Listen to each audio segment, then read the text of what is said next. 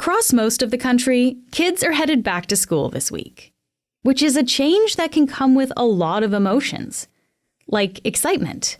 I'm most excited about playing soccer. I'm excited for if Mirabelle and Jacob to come in my class. Because they're from the English margin and I'm in the friendship margin. So. And what else are you going to do that's exciting? Play with my friends.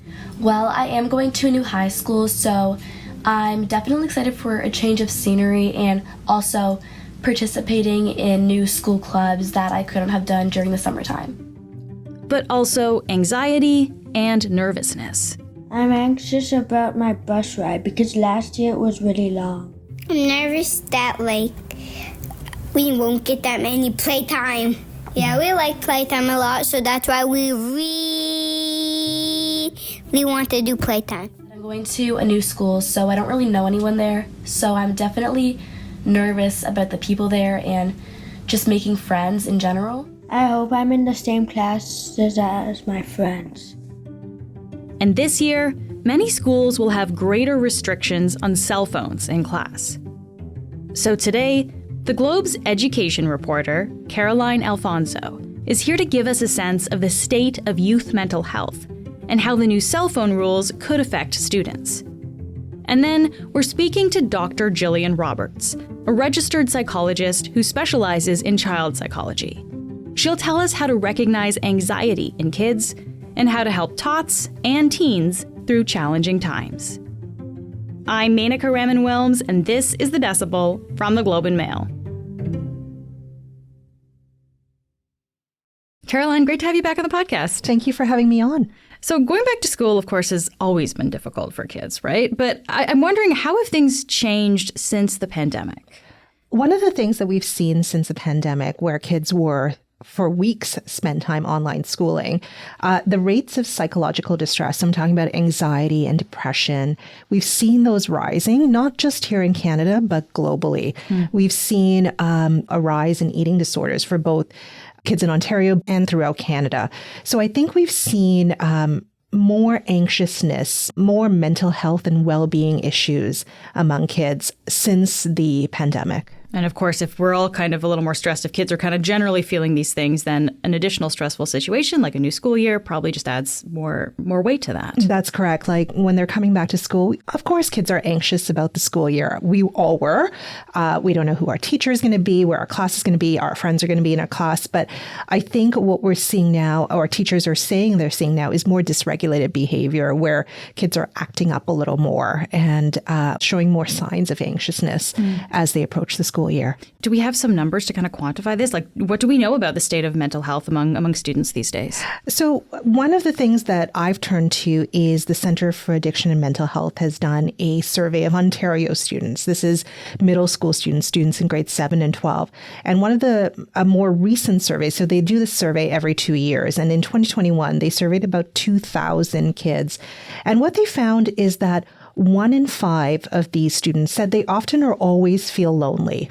So that's one of the most significant things. They also found that around 60% said they felt depressed about the future because of the pandemic.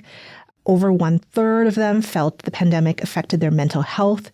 They rated their mental health as fair or poor. So already we're getting a sense that kids coming out of this, many of them are not doing so well. Yeah. Wow.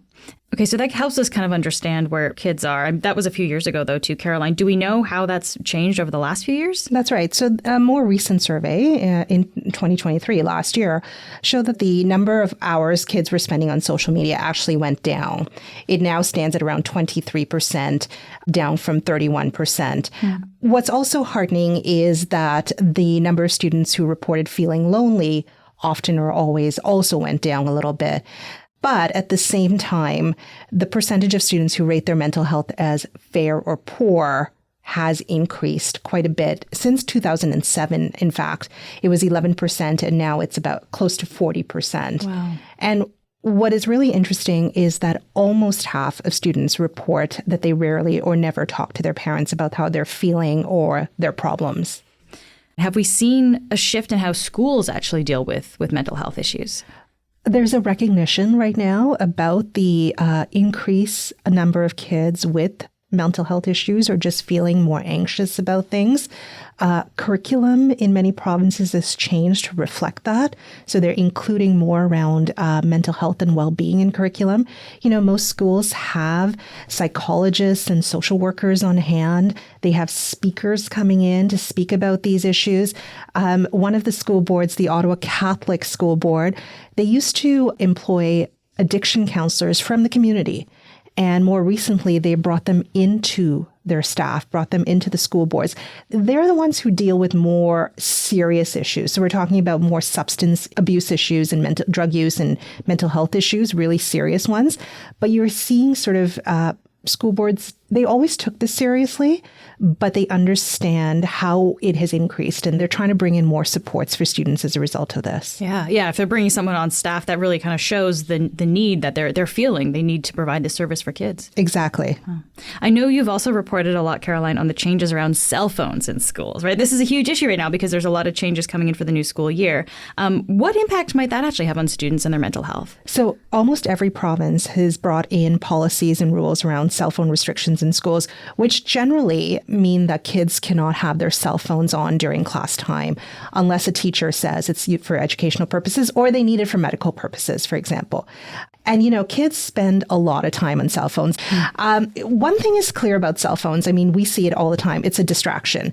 So if a teacher is in front of the class teaching a lesson and kids are pulling out their cell phones because they have notifications, they're not really concentrating on what the teacher is doing. So it's a distraction.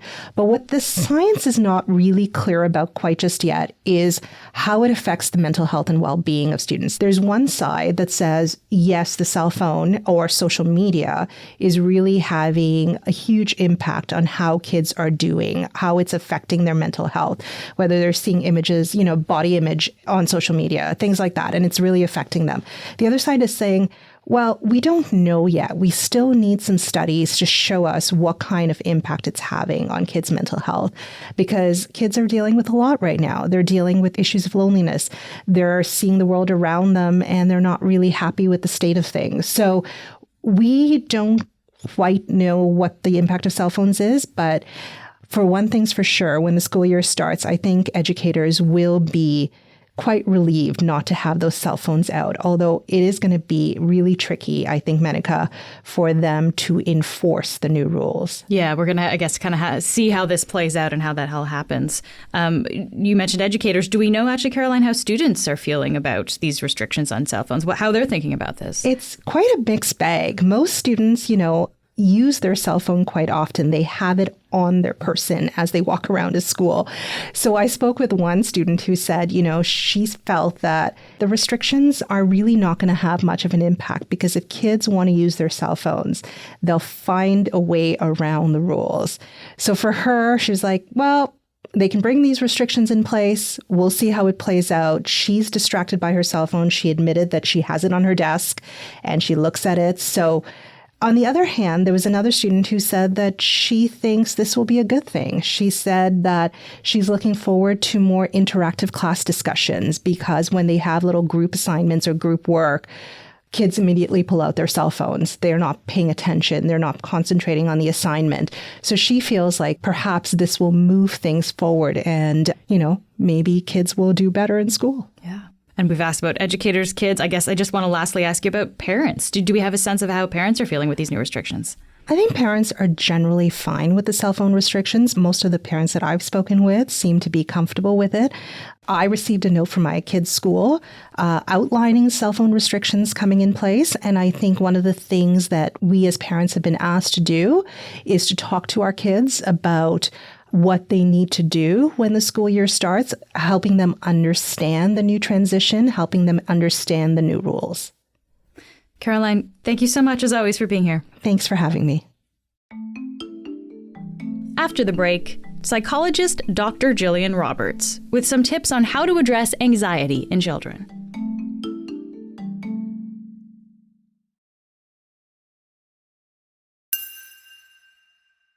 Dr. Roberts, thank you so much for being here. It is my pleasure. So we all know that back to school time can be difficult for kids, but I guess what is at the core of this? Like, why is it so hard for kids at this time of year? Change for anybody who experiences anxiety is a time of heightened anxiety. Children don't necessarily know who their teacher is going to be, if their best friend will be in their class, if someone they don't want to be in their class is in their class. There are all of these unknowns ahead of children, and for children with anxiety, these trigger anxieties to be heightened. And of course, kids, like the rest of us too, right? We don't always come out and say exactly how we're feeling. We don't always say explicitly we're feeling anxious or we're not feeling good about something. So I guess for kids, what signs should parents and guardians look for that could maybe signal that their children might be dealing with some of this anxiety? That's a really good question. And we know that children, especially under the age of 10, will often show us their anxiety. So we will see their anxiety through their behavior. They may not have the cognitive awareness to understand what anxiety is, to be able to express that clearly to us. We understand that anxiety in children present in some primary ways. We often think about fight or flee, but I actually think about anxiety in terms of 5 F's, not just fight or flee. And those 5 F's are fight, flee, but then also freeze, fawn, and fixate. Can you give us just kind of a quick description of each of those 5 F's? So what are the kind of behaviors that parents can look out for when it comes to those categories? Absolutely. An anxious child in a fight response, that means that their brain believes that there's a danger. And inside of the limbic system, the part of the brain that is supposed to, signal danger is triggered. And so the child will present potentially highly irritable, non-compliant, defiant. They may react with anger on the first day of school, make it very, very difficult for parents when they're trying to get their child to school. Flee is a kind of avoidance behavior. So with little ones, you might find them hiding under their bed. Older ones just, skipping school. Freeze is when children are kind of like deers in headlights. And if anyone has ever had that experience of going into an exam and your mind going blank, that's an example of a freeze response. Fawn is people-pleasing tendencies. So children going overboard, like wanting to pack little gifts for any potential friend that's in their class, wanting to pack a gift for their teacher, but going overboard. And fixate is when a child becomes overly fixated on one particular topic, or just simply stuck, like they're asking the same question over and over again, even when they've been told the answer. That can look like a child being incredibly obsessed with what they're going to wear on the first day of school. Okay. So that's actually good for parents and guardians to kind of be aware of these behaviors and to recognize these. I guess the next step, Jillian, is what can we do with that knowledge? What are some ways that parents can help kids deal with those feelings? I hold true to my heart 3 wisdoms when it comes to children and anxiety. The first one is that the child is having a hard time. The child is not intending to give us a hard time. And that is incredibly important when we're seeing a child in a fight response. The child is not in that moment intending to make life more difficult for the parent. It is not an attention-seeking behavior. It is not a power-seeking behavior. It's not manipulation, okay? It's the child genuinely having a hard time. The second is that we must always share our calm, not amplify their chaos. Children learn how to manage and regulate their emotions by watching us regulate our emotions.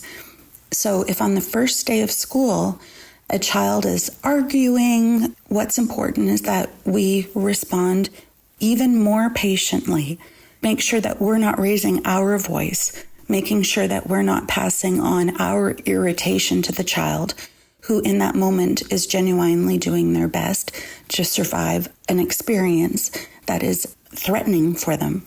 The third wisdom is that we must always see before we soothe. And so what that means is that when a child is not feeling well, not behaving well, is in a place of frustration or anxiety, we start by focusing on that emotional bond with that child. And so that would look like, I can see that this is a really hard day for you. You're going into a new classroom or potentially a new school, and there's a whole bunch of unknowns, and you've got all those rumbly butterfly feelings in your stomach, and it's really, really hard for you.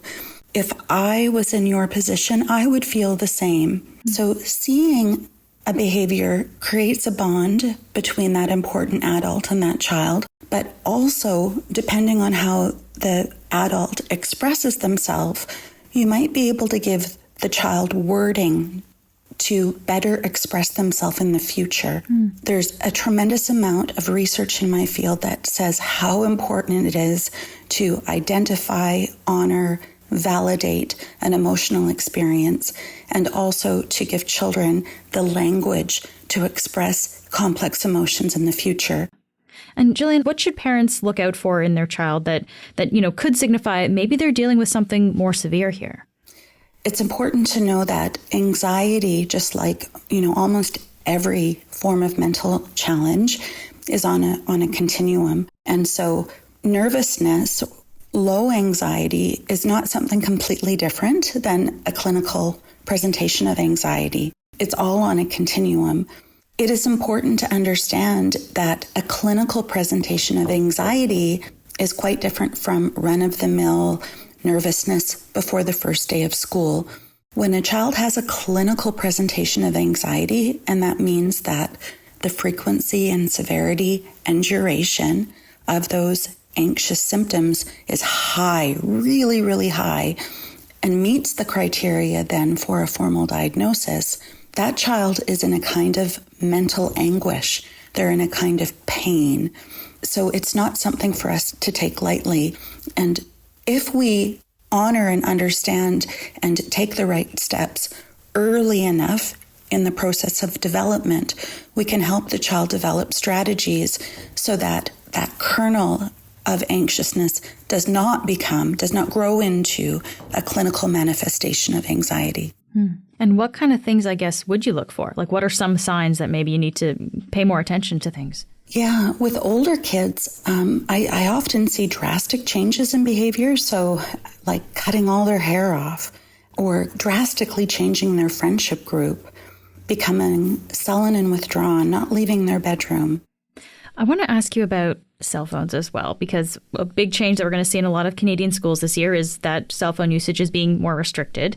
So Jillian, how can parents help their kids deal with anxiety or any kind of negative feelings around that?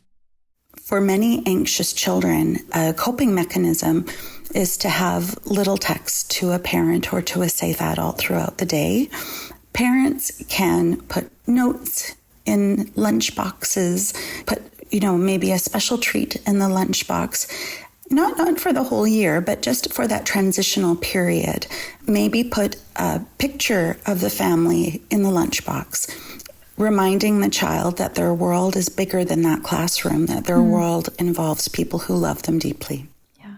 Just before I let you go here, Jillian, I think for a lot of people, it might be kind of tempting to accommodate, a kid's anxiety by taking away the source of stress, by making them feel better in that moment.